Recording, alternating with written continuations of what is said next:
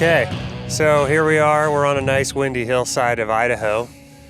It's the end of the season, really, and we're rushing to get a few things done and kind of just patching the schedule. What's that like on a day-to-day basis for you as far as being an excavator in Idaho? Coming this time of year? Just what's it look like at various times of the year? What do people not understand about being an excavator in Idaho? Weather, basically. Planning your project at the right time. So, that helps out a lot. Fall time, not tearing anything up that you can't fix real quick, or setting every day up. At the end of the day, it's setting it up so if we get a freak storm, half-inch rain, aren't shut down for 2 weeks, letting it dry out, because it doesn't dry out much when it's 50 degrees and cold. So that's the biggest thing in the fall time, is setting yourself up day to day so you don't get hosed. We had a good laugh yesterday because you fired a rental company.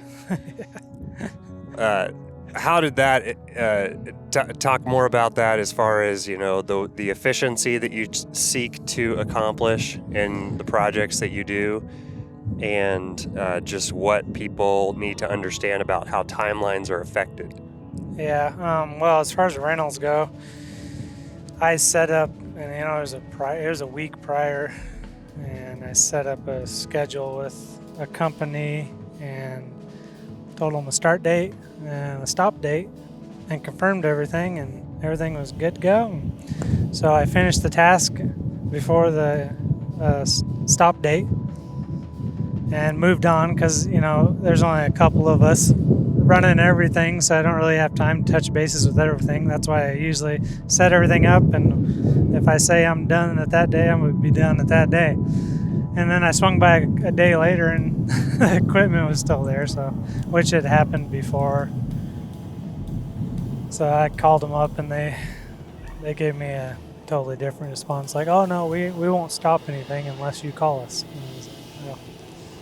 It's, to me, it's not very efficient, because I got a million things going on. So that's why I set it up. I'd be like, "I'm done on this date. If I call you, I'll beg for an extra day if I messed up on my schedule. And if you say no, you say no." But it's usually, I don't know, it's nice for companies, when somebody sets something up like that, to actually follow through with what they say they're going to do. Because I never thought about it after I set up the date and the pickup date, because I figured it was taken care of, but it wasn't. So you got a good partner, and it's been a challenge to find a good partner for you.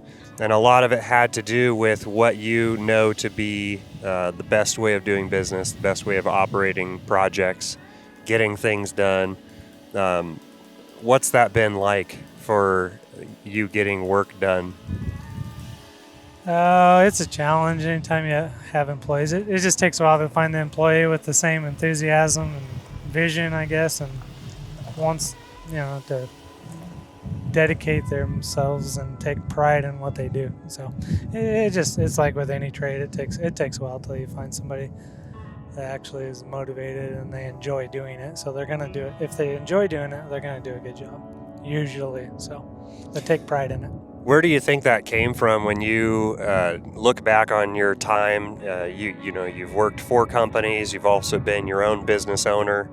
What was the real thing that caused you to value that in the work that you do? Clients, because I grew up, it's not like everybody had lots of money. So, and I could always put myself in their situation. They have to hire things done, and it costs a lot of money. Excavating is very expensive. So I always prided myself as doing it most efficient, fast way that I could, that I knew how to do. So, and that's primarily how I enjoy doing it. So I enjoy learning and getting better and better and better. But I think as far as efficiency, it's mainly from the clients, because I know it's spendy. So I want to do it as cheap as I can and as fast as I can, and still do a really good job. When a client talks to you about how much things cost, it's always a sticker shock. Oh, yeah. Excavation. Yeah. What are the things that cause excavation to be so expensive that people just don't see on the on the days that you show up and do the work? It's really not that expensive if you think about it. It's expensive, but so is going to a doctor. And if you think about excavation, it's kind of the same as, it's just different occupation. But doctors, they have schooling they got to pay for. They may have machines they have to pay for. It's the same with us. That's why, I mean, it's expensive, because they may have $500,000 invested in their equipment, and we can have $500,000 invested in our equipment. So in all reality, it's just a different trade, but that's why it costs. Equipment costs lots to operate, to maintain, I mean, to buy. You know, it's just like everything. It's expensive. So I think that's why people, since it's not a profession like a doctor or, you know, like that, they don't really equate that cost or the expense in that aspect. But it's basically the same thing. We're investing $500,000, you know, and we have to be able to pay for that so we can provide services for our customers. Otherwise, we wouldn't be able to. So one of the things that I think has garnered you the most respect is in your finish. When the job is done and you drive away with the equipment, you leave things very clean and ready, almost landscape ready. What is it that causes you to want to put that extra bit of effort into leaving a project behind? It certainly doesn't have to be done that way. A lot of excavators don't leave it that way. I don't know. I don't like somebody coming in cleaning up after me, because most of the time, 90% of our clients, you know, they don't have equipment, and it might be a year before they can afford landscape or something like that. So I just try to set it up as nice so that maybe they could just do a little hand raking or harrow and they can seed it, you know. So I just try to be efficient, but at the same time try to give them the most for their money. So I don't like leaving a big mess, because somebody's got to clean it up, and if I make a mess, I'd just soon be the one clean it up. So when you joined our crew, it was definitely a challenge to try to get you the right teammate. What made you want to come join our crew? The atmosphere. So, you know, the group of guys with the same beliefs, you know, God-fearing construction workers, it's hard to find, you know, and it's real hard to find.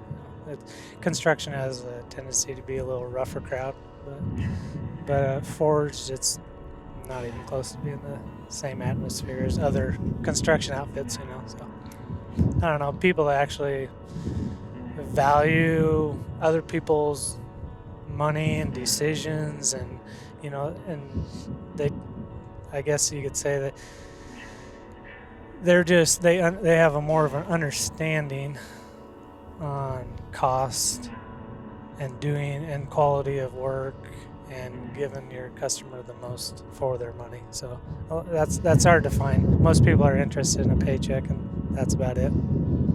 We're always saying that we will joyfully build for the glory of God. And so outside of building with us and Forge, what are some of the other things that you really take joy in? I enjoy building, but basically for myself. But I enjoy helping people. So, I mean, usually I'll have something going on weekends or whatever, helping somebody else out. I enjoy helping people regardless of anything. And I live in northern Idaho, so the outdoors. So, you know, taking the kids out, hiking, fishing, camping, the typical things around here. That's what I enjoy.